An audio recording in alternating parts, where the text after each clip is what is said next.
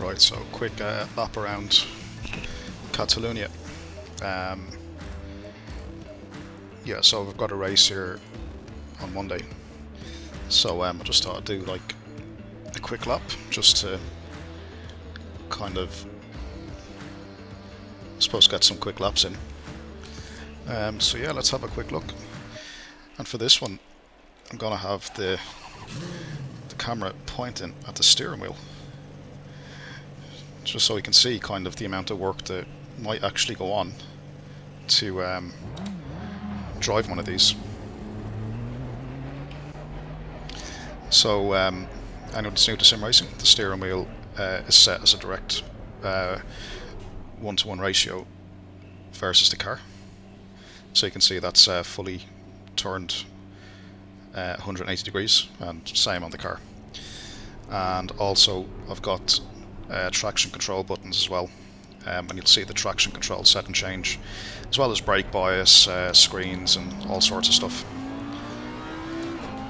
But let's do a lap anyway.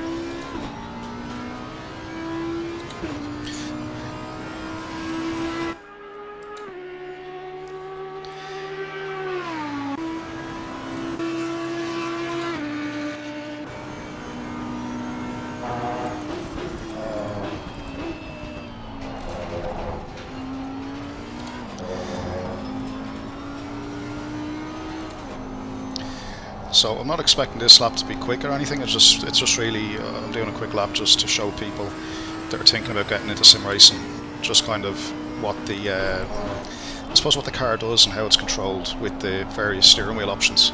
Now I'm using a Fanatec direct drive wheelbase. It's the DD2 to be specific, but there's lots of wheelbase options out there, from really high quality belt drive ones to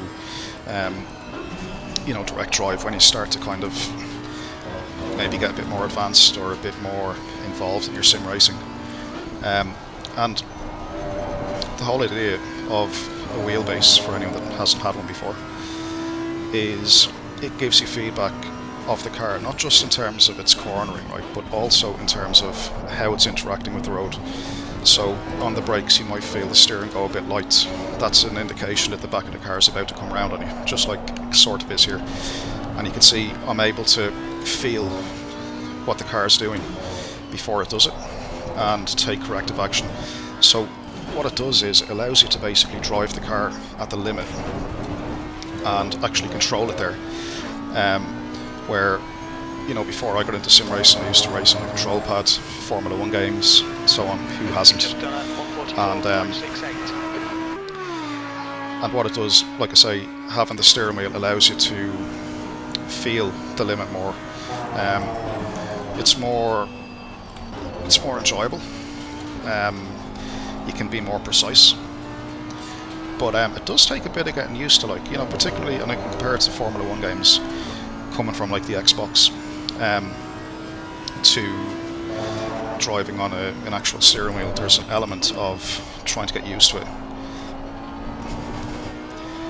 and it is a bit of a learning curve, but once you've got it,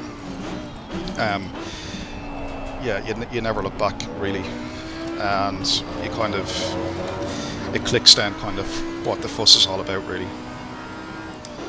But for actual sim racing titles like Assetto Corsa, and Competizione, Automobilista, anything really that's classified as a simulator that's running kind of more advanced physics than let's say the typical race titles that you get on console. So anything that's running advanced physics, having a steering wheel base to drive versus a controller can only be a good thing.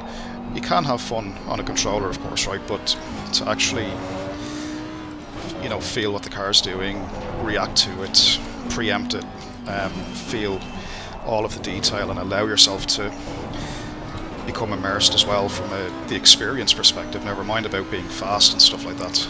But once you go there, you never go back. In terms of what wheelbase to go for, I started out on a Logitech G920. It was a it was okay. Like, it got me up and started. At the start of COVID lockdown is when like I really got into sim racing properly. And up until that point, like, I played racing games on the control pad on the PlayStation and stuff. But maybe 6 months after the Logitech, I upgraded to Fanatec CSL Elite pedals with the load cell. I got myself a Fanatec CSW 2.5 base and a Formula E Sport trim. After a while then, the Formula E Sport trim got replaced with the one I have now, which is the Formula V2. Decided to get the advanced paddle module and all that stuff, and, fuck. Alright Gary, you need to watch the track limits. Yeah, and at that time then, like I say, upgraded to the Formula V2 wheel with the advanced paddle module. And then, after having that for a while, I decided to go, and actually I was on a Placey challenge with all of this as well, just to let people know. And then maybe around, I'm going to say about 6 or 7 months ago, maybe 6 months ago, I decided to upgrade to the DD2 wheelbase. And when that was on order, basically I decided to go with a solid kind of cockpit as well, from one of those aluminium rig profile rigs from GT Omega. So got that ordered in, upgraded then at the same time to a high refresh monitor. Force changed my PC as well because the one I was using just wouldn't turn on one day. But the moral of the story, why I'm saying all this, is because people out there asking, well, what's sim racing all about? If I get into it, what do I need? What kit do I need?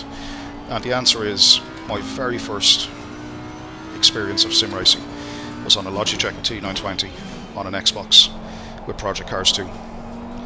After that, then I had an old gaming PC that I was using for work at the time, so I decided to pull that off the work desk and download Project Cars 2 onto that. Then a set of course of Competizione and so on, all while playing on a G920 and a Placey challenge. And I had countless hours of fun, lots of really, really close racing.